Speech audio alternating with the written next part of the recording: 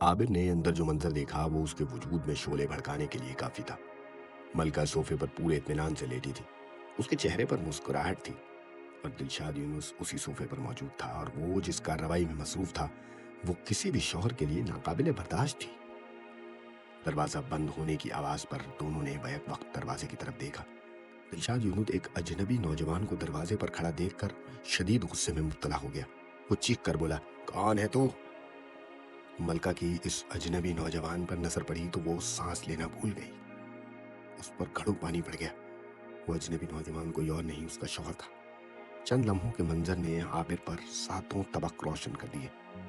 मलका क्या थी, उस मुलाजमत की आड़ में क्या हो रहा था, हर चीज उस पर साफ और वाज़ेह हो गई थी।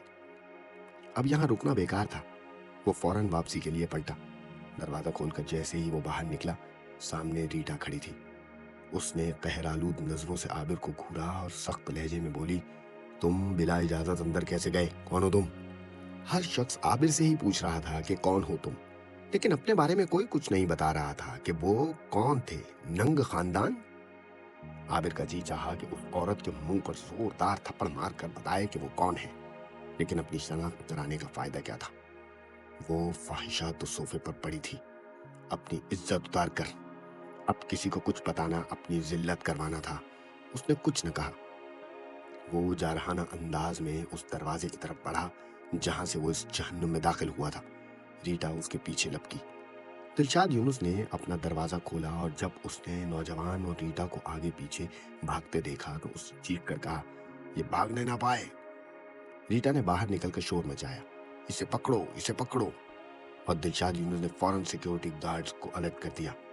नतीजा ये निकला कि वो धर लिया गया। चंद मिनटों के बाद ही उसे दिलशाद यूनुस की अदालत में पेश कर दिया गया। रीटा ने सिक्योरिटी गार्ड को दरवाजे पर अलर्ट रखने को कहा।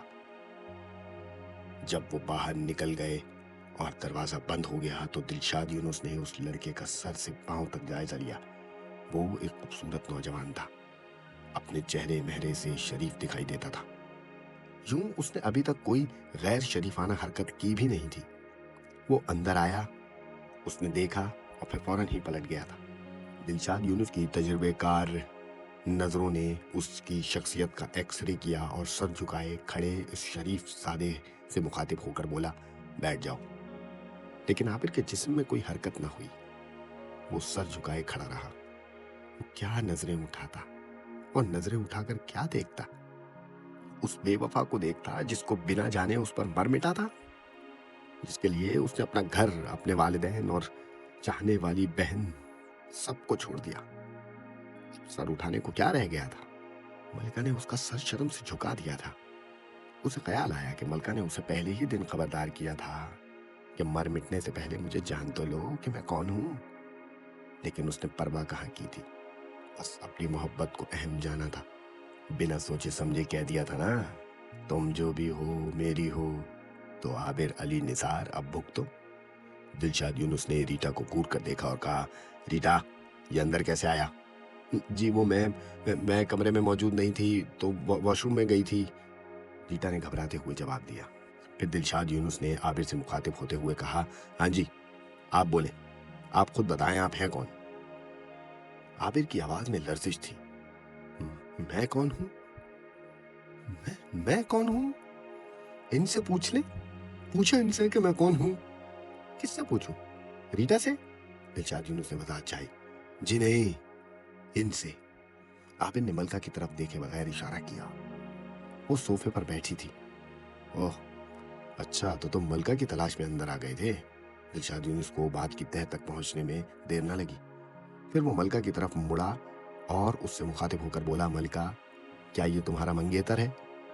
नहीं सर, मलका ने सपाट लहजे में जवाब दिया। फिर कौन है? क्या तुम्हारा कोई रिश्तेदार? जी सर, मेरा गहरा रिश्तेदार। ये मेरे शौहर हैं, मलका ने दिलशाद यूनुस की आंखों में आंखें डालकर मजबूत लहजे में कहा। ये बताते हुए अचानक उसके मिजाज में तब्दीली आई थी। तुम शादीशुदा हो? दिलशाद यूनुस के लिए ये इंकिशाफ था। वो ये सुनकर हैरान रह गया था। जी सर, मलका ने साफ और वाज़ेह लहजे में कहा। लेकिन मुझे तो तुम्हारे बाप ने बताया था कि अभी तुम्हारी शादी नहीं हुई है, होने वाली है। तो क्या उसने झूठ बोला था? ये तो वही बता सकते हैं सर। मलका ने जवाब देने से साफ इनकार कर दिया। तुमने जब इस ऑफिस को ज्वाइन किया उस वक्त तुम शादीशुदा थी? जी सर, मेरी शादी हुए कई माह हो चुके थे। अच्छा, ठीक है। दिलशाद यूनुस को एकदम गुस्सा आ गया। तुम्हारा बाप सब फ्रॉड हो। मैं इंतकाम लूंगा, मैं तुम्हारे शौहर को हथकड़ी लगवा दूंगा। और फिर दिलशाद यूनुस ने वही किया जो कहा था। उसने पुलिस बुलाई, अपना असर रसूख और रकम इस्तेमाल की। पुलिस ने इक़्तिदाम कत्ल के इल्ज़ाम में उसे हथकड़ी लगा दी और आबिर को थाने लेकर चले गए। आबिर के जाने के बाद मलका अपनी मेज़ पर बैठी रोती रही। रीटा दिलशाद यूनुस के कमरे में थी। कुछ देर के बाद दोनों एक साथ बाहर निकले। दिलशाद यूनुस ने मलका की तरफ देखना भी गवारा न किया, वो सीधा निकलता चला गया। दिलशाद यूनुस के जाने के बाद रीटा मलका के पास आई और उसके कंधे पर हाथ रखकर बड़े गैर जज्बाती अंदाज में किसी रोबोट की तरह बोली, खेल खत्म हो गया, जाओ अपने घर, इदारे को अब तुम्हारी कोई ज़रूरत नहीं है। मलिका जो मेज़ पर पेशानी रख के रो रही थी, उसने अपना सर उठाया और रीटा की तरफ देखे बगैर कहा, ठीक है। फिर उसने दुपट्टे से भीगी आंखें पोंछी, वॉशरूम में जाकर अच्छी तरह मुंह धोया, बाहर आकर अपने बैग से मोबाइल फ़ोन निकाला और कॉल करने लगी। रीटा उसको बगौर देख रही थी। वो अंदाज़ा नहीं लगा पा रही थी कि वो किसको कॉल कर रही है। दिलशाद यूनुस उसे हुक्म दे गया था कि जितनी जल्द मुमकिन हो सके इसे दफ्तर से बाहर कर देना। मलिका ने कोई हीलो हुज्जत नहीं की थी, वो बस जाने के लिए तैयारी कर रही थी। फिर किसी ज़ोर ज़बरदस्ती की गुंजाइश कहाँ थी। कॉल मिलने पर मलिका ने जल्दी से कहा, अम्मी, मैं मलिका बोल रही हूँ, आप अब्बू से कहें वो मुझे ऑफिस से लेने आ जाए। क्या हुआ मलिका, खैर तो है ना? चांदनी ने उसकी आवाज़ में घबराहट का अंसर महसूस कर लिया था। जी अम्मी, बस जल्दी करें, मैं अब्बू को ऑफिस के दरवाजे पर मिलूंगी। मलिका ने इतना कहकर फ़ोन ऑफ कर दिया, मोबाइल बैग में डाला, रीटा की तरफ एक नज़र देखा और ये कहती हुई उसके सामने से गुजर गई, अच्छा रीटा, मैं चलती हूँ। रीटा फौरन खड़ी हो गई। वो शायद उससे अलविदाई जुमला कहना चाहती थी, लेकिन मलिका ने उसे उसका मौका ही न दिया। तेजी से दरवाज़ा खोलकर बाहर निकली, पीछे दरवाज़ा धड़ से बंद किया और ऑफिस के बड़े दरवाजे की तरफ बढ़ने लगी। चांदनी को मलिका के फ़ोन से बखूबी अंदाज़ा हो गया था कि वो किसी मुश्किल में है। वो फौरन अपने कमरे से निकली और डॉक्टर साहब कहती लॉन्च की तरफ बढ़ी। वो डॉक्टर साहब इस अंदाज में पुकार रही थी जैसे किसी अस्पताल में हो और मरीज की हालत अचानक खराब हो गई हो। डॉक्टर नौशाद घर में होता तो ज़्यादातर टीवी के सामने लॉन्च में बैठा रहता, लेकिन इस वक्त वो लॉन्च में न था, अलबत्ता टीवी चल रहा था। वहाँ फाकरा बैठी थी। डॉक्टर साहब कहाँ हैं? चांदनी ने उससे पूछा।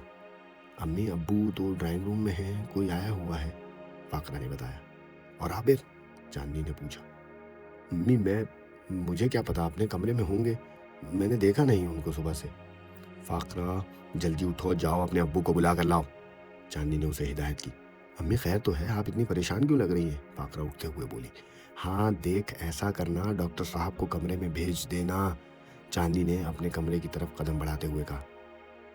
चांदनी अभी बेड पर बैठी ही थी कि डॉक्टर नौशाद कमरे में दाखिल हो गया और बोला, क्यों बुलाया है, क्या हुआ? आप फौरन मलिका के ऑफिस चले जाइए, उसे ले आए, मुझे वो परेशान दिखाई दे रही थी। चांदनी ने फिर उसके फ़ोन की तफसील डॉक्टर नौशाद को बता दी। अच्छा, मैं उससे पूछता हूँ क्या मामला हुआ है, डॉक्टर नौशाद ने जेब से मोबाइल निकालते हुए कहा और कमरे से बाहर निकल गया। जब वो गाड़ी में मलिका के ऑफिस की बिल्डिंग के सामने पहुंचा तो उसने मलिका को सीढ़ियों पर बैठा पाया। वो अजीब से अंदाज में सीढ़ियों पर बैठी हुई थी, मेकअप से आ रही, परेशान चेहरा, आंखों में वीरानी जैसे बरसों की बीमार हो। क्या हुआ मलिका, यहाँ क्यों बैठी हो? डॉक्टर नौशाद ने परेशान होकर पूछा। अब्बू मुझसे कुछ ना पूछे, मुझे घर ले चले, वो मुश्किल बोली। अगर तुम्हारी तबीयत ठीक नहीं है तो बेटा अस्पताल ले चलूं? डॉक्टर नौशाद ने पूछा। नहीं अब्बू, मुझे घर जाना है, मलिका ने उठने की कोशिश करते हुए कहा। डॉक्टर नौशाद ने फौरन उसका हाथ थाम लिया, वरना वो गिर जाती। वो सहारा देकर गाड़ी तक लाया और गाड़ी में बिठाकर घर के लिए रवाना हो गया। मलिका घर आने तक गुमसुम सी बैठी रही, वो एक लफ्ज़ भी न बोली। डॉक्टर नौशाद ने अपने बराबर बैठी हुई मलिका को कई बार कनखियों से देखा, लेकिन उसे बुलवाने की कोशिश न की। घर आकर वो चांदनी के कमरे में पहुंची। उसने दरवाज़ा बंद किया और माँ से लिपट कर फूट फूट कर रोने लगी। चांदनी ने उसे अपने कलेजे से लगा लिया और उसे रोने दिया। मलिका रोते रोते बेहाल हो गई थी। چاندنی نے سائڈ ٹیبل پر رکھی بوتل سے پانی نکال کر اسے پلایا اور بیڈ پر لٹا دیا۔ کافی دیر کے بعد جب اس کی حالت سنبھلی تو اس نے سب سے پہلے جو بات کہی وہ یہ تھی، امی، عابر کو پولیس پکڑ کر لے گئی ہے۔ چاندنی پولیس کا نام سن کر سناٹے میں آ گئی۔ اس کے وہم و گمان میں بھی نہ تھا کہ عابر جیسے سیدھے سادے لڑکے کو پولیس پکڑ کر لے جا سکتی ہے۔ چاندنی نے فوراً پوچھا، کس جرم میں؟ ملکہ نے جواب دیا، قتل کے جرم میں۔ اس نے کس کو قتل کیا؟ کسی کو نہیں امی، امی جو خود مقتول ہو وہ کسی کو کیا قتل کرے گا؟ ملکہ نے آنسو بھری آنکھوں سے کہا، اور پھر روتے سسکتے دفتر میں جو کچھ بھی ہوا وہ منوان چاندنی کے گوش گزار کر دیا۔ یہ تو بہت برا ہوا، چاندنی افسردہ ہو کر بولی۔ ہاں امی، وہ بے قصور مارا گیا۔ دلشاد یونس کو آخر غصہ کس بات پر آ گیا ہے ملکہ؟ چاندنی نے سوال کیا۔ ملکہ نے جھٹ سے جواب دیا، ابو کی غلط بیانی پر۔ امی، شادی شدہ ہو کر کماری کیوں ظاہر کیا ابو نے؟ تو فکر مت کر، ڈاکٹر صاحب کے پولیس کے اعلیٰ افسران سے بہت اچھے تعلقات ہیں، وہ کھڑے کھڑے عابر کو تھانے سے لے آئیں گے۔ چاندنی نے تسلی آمیز لہجے میں کہا، میں انہیں جا کر ساری بات بتاتی ہوں، ٹھیک ہے؟ تو بالکل فکر مت کرنا۔ جی امی۔ جب چاندنی ڈرائنگ روم میں پہنچی تو مہمان جا چکا تھا۔ اس نے ڈاکٹر نوشاد کو وہیں اپنے پاس بٹھا لیا اور جو کچھ اپنی بیٹی سے سنا تھا وہ ڈاکٹر نوشاد کو بتا دیا۔ اچھا؟ ساری بات سن کر ڈاکٹر نوشاد کے جسم میں بجلی سی بھر گئی۔ اس نے میز پر رکھا ہوا موبائل اٹھایا اور کسی کو فون کرنے لگا۔ جب وہ متعلقہ تھانے پہنچا تو ایس ایچ او اپنے کمرے میں موجود تھا۔ ڈاکٹر نوشاد کو بے دھڑک کمرے میں داخل ہوتے دیکھ کر ایس ایچ او ناصر کو یہ اندازہ لگانے میں دیر نہ لگی کہ وہ کوئی اونچی چیز ہے، اس لیے اس نے ڈاکٹر نوشاد کے چہرے پر نظر جماتے ہوئے کہا، جی فرمائیے۔ ڈاکٹر نوشاد جو کمرے میں داخل ہوتے ہی موبائل پر مصروف ہو گیا تھا، اس نے ایس ایچ او کی جی فرمائیے پر قطعاً توجہ نہ دی۔ کال ملنے پر اس نے بس اتنا کہا، سر میں ایس ایچ او صاحب کے کمرے میں آ گیا ہوں۔ ادھر سے آواز آئی، انہیں موبائل دے۔ ڈاکٹر نوشاد نے mobile phone S H O Nasir کی جانب بڑھاتے ہوئے کہا، سر ایس پی شفیق راجپوت آپ سے مخاطب ہونا چاہتے ہیں، لیجیے بات کیجیے۔ شفیق راجپوت کا نام سن کر ناصر کی جان نکل گئی۔ ابھی وہ سوچ ہی رہا تھا کہ اس سے کہاں غلطی ہو گئی، موبائل کان سے لگاتے ہی روبدار آواز سنائی دی، ایس ایچ او ناصر مجھے فون کریں فوراً۔ ناصر نے اپنی لینڈ لائن سے شفیق راجپوت کا نمبر ڈائل کیا۔ اب کسی جعلی کال کی گنجائش نہیں رہی تھی۔ شفیق چاہتا تو ڈاکٹر نوشاد کے موبائل کے ذریعے بھی احکامات جاری کر سکتا تھا، لیکن وہ چاہتا تھا کہ ناصر کسی شک و شبے میں نہ مبتلا رہے۔ ٹیلی فون کی لائن ملتے ہی ایس ایچ او ناصر نے انتہائی مؤدبانہ انداز میں کہا، جی سر حکم کیجیے۔ ناصر صاحب یہ بتائیں، کسی شوہر کا اپنی بیوی سے اس کے دفتر جا کر ملنا کیا کوئی جرم ہے؟ شفیق راجپوت نے بڑے پرسکون انداز میں سوال کیا۔ نہیں ہرگز نہیں سر، ناصر ابھی تک اس سوال کی تہہ تک نہ پہنچ سکا تھا۔ ناصر صاحب آپ نے کسی عابر نامی لڑکے کو گرفتار کیا ہے؟ جی سر، جی بالکل کیا ہے، ناصر نے مری ہوئی آواز میں کہا۔ اب وہ معاملے کی تہہ تک پہنچ گیا تھا۔ بتانا پسند کریں گے کہ کس جرم میں؟ شفیق راجپوت نے پوچھا۔ سر وہ میں نے اقدام قتل کے جرم میں گرفتار کیا ہے۔ کوئی اور ہوتا تو وہ بے دھڑک جواب دے سکتا تھا، لیکن یہاں سامنے ایس پی تھا۔ بھلا دائی سے بھی کبھی پیٹ چھپائے، پھر چھپانے کا کیا فائدہ؟ بھائی میں بتا دیتا ہوں، تم نے اقدام قتل کے الزام میں اسے گرفتار کیا اور آلائے قتل بھی برآمد کروا دیا، اور یہ کام تم نے دلشاد یونس جیسے عیاش شخص کی خواہش پر کیا ہے۔ اب میں تمہیں حکم دیتا ہوں کہ اس معصوم لڑکے کو فی الفور چھوڑ دو، اور جو رقم تم نے دلشاد یونس سے لی ہے وہ جا کر اس کے منہ پر مارو، اور اسے میری طرف سے یہ پیغام دینا کہ وہ دفتر میں بیٹھ کر جو کچھ کرتا ہے ہمیں اس کا اچھی طرح اندازہ ہے۔ بہتر ہوگا کہ وہ عیاشی کا ٹھکانہ بدل لے، ورنہ میڈیا کے ساتھ چھاپا پڑواتے مجھے دیر نہیں لگے گی۔ ایس ایچ او ناصر، کیا تمہیں میری بات سمجھ میں آ گئی ہے؟ شفیق راجپوت نے خاموش رہ کر جواب کا موقع فراہم کیا۔ جی سر میں سمجھ گیا ہوں، اچھی طرح سے سمجھ گیا ہوں، آپ بے فکر ہو جائیں، میں ابھی جاتا ہوں۔ اور سنو، اس لڑکے سے معافی مانگنا ہرگز نہ بھولنا، تم نے اس معصوم لڑکے کے ساتھ بہت ظلم کیا ہے۔